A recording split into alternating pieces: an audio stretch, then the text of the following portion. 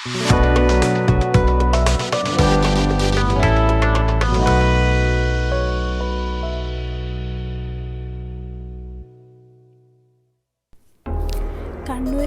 യാത്രയിൽ നിങ്ങൾ തീർച്ചയായും സന്ദർശിക്കേണ്ട ഇടമാണ് പാലക്കയം തട്ട്. ഇന്ന് നമ്മുടെ യാത്ര അവിടെ കാണാം. കോടമണിഞ്ഞ പാലക്കയം തട്ട് മനോഹരമായ ഒരു ഹിൽ സ്റ്റേഷനാണ്. ട്രെക്കിംഗ് ഇഷ്ടപ്പെടുന്നവർക്ക് പാലക്കയം തട്ടിലെത്താം. കണ്ണൂരിലെ നല്ല സ്ഥലം. കൊടുമുടിയെ സമീപിക്കാനാണ് ചെറിയ ട്രെക്കിംഗ്.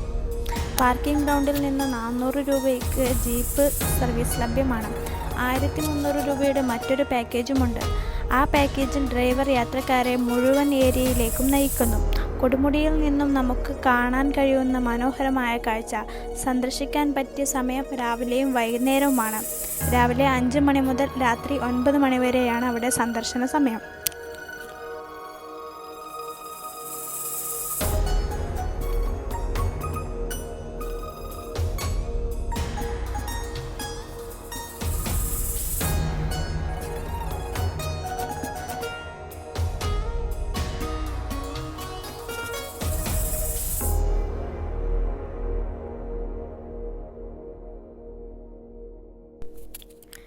സ്വന്തം വണ്ടിയിൽ പോകുന്നവർക്ക് അവിടെ പാർക്കിംഗ് സൗകര്യങ്ങളുണ്ട്. 30 രൂപയാണ് പാർക്കിംഗ് ചാർജ്. അവിടെ നിന്ന് പാലക്കയം തട്ടിലോട്ട് ജീപ്പിലാണ് പോവേണ്ടത്. കാരണം പാലക്കയം തട്ടിലോട്ട് പോകുന്ന വഴി പകുതിയും ഓഫ് റോഡാണ്. അതുവഴി മറ്റു ചെറുവാഹനങ്ങൾ കൊണ്ടുപോകാൻ സാധിക്കുകയില്ല. ജീപ്പിൽ പോകുമ്പോൾ നല്ല ഓഫ് റോഡ് എക്സ്പീരിയൻസ് ചെയ്യാൻ പറ്റും.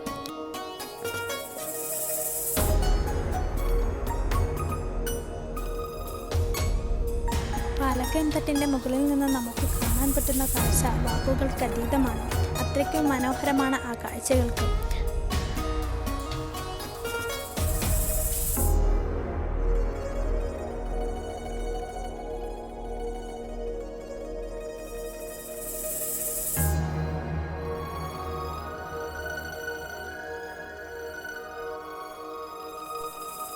പ്രകൃതിയുടെ സൗന്ദര്യം തേടിയുള്ള യാത്രയ്ക്ക് പറ്റിയൊരിടമാണ് പാലക്കയം തട്ട്.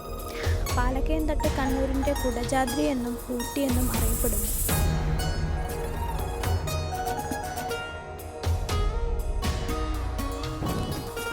ഏകദേശം രാവിലെ 10:05 ഞങ്ങൾ അവിടെ എത്തി. ആ സമയത്ത് എത്തിയിട്ട് പോലും നമുക്ക് ഒത്തിരി കാഴ്ചകൾ കാണാൻ സാധിച്ചു. മഞ്ഞുമൂടി കിടക്കുന്ന മലകളും ഒക്കെ കാണാൻ വളരെ മനോഹരമാണ്.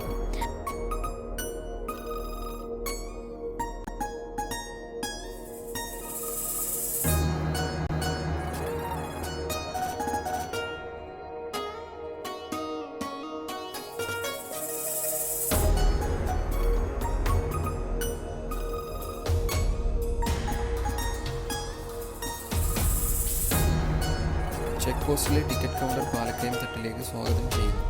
ഗേറ്റും മുളങ്കാടുകളും കടന്ന് മലമുകളിലേക്ക് പ്രവേശിക്കുക.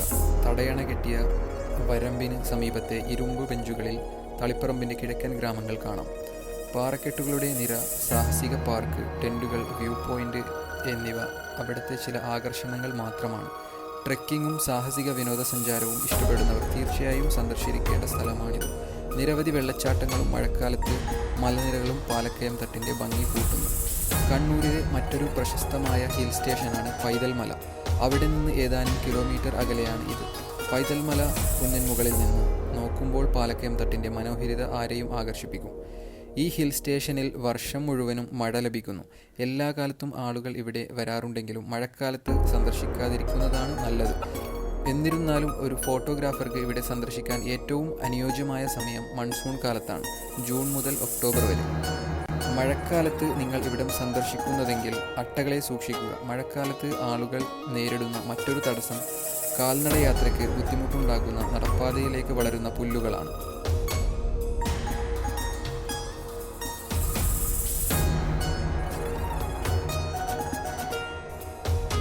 അതുകൂടാതെ അവിടെ ഒട്ടനേകം സാഹസികകൾ ചെയ്യാൻ പറ്റിയ കാര്യങ്ങളൊക്കെ ചെയ്തു വച്ചിട്ടുണ്ട്. എന്ന് പറഞ്ഞാൽ ഹാങ്ങിങ് ബ്രിഡ്ജ് കാണാൻ പറ്റി അവിടെ. പിന്നെ ഒരുപാട് ടെൻറ്റുകളൊക്കെ അടിച്ചു വച്ചിരിക്കുന്നുണ്ട്. അത് പക്ഷേ ഇപ്പോൾ നിലവിലുണ്ടോ ഇല്ലേന്ന് അറിയത്തില്ല. നിങ്ങൾ പോയി അവിടെ അന്വേഷിച്ചാൽ അറിയാൻ പറ്റുന്നതാണ്.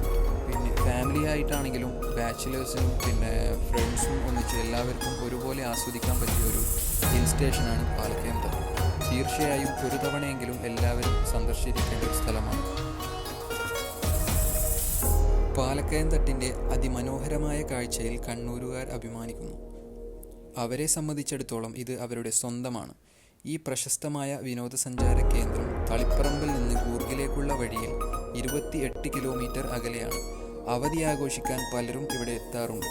അവിടുത്തെ സോഷ്യൽ മീഡിയയിൽ പ്രശസ്തി നേടിയ പാലക്കയം തട്ടിൻ്റെ താഴ്വര അയ്യൻമാട തുരങ്കം എന്ന ഗുഹയ്ക്ക് പേരുകേട്ടതാണ്. ഇത് പ്രദേശത്ത് ഒരു കാലത്ത് നിലനിന്നിരുന്ന ബുദ്ധ സംസ്കാരത്തിൻ്റെ തെളിവാണെന്ന് വിശ്വസിക്കപ്പെടുന്നു.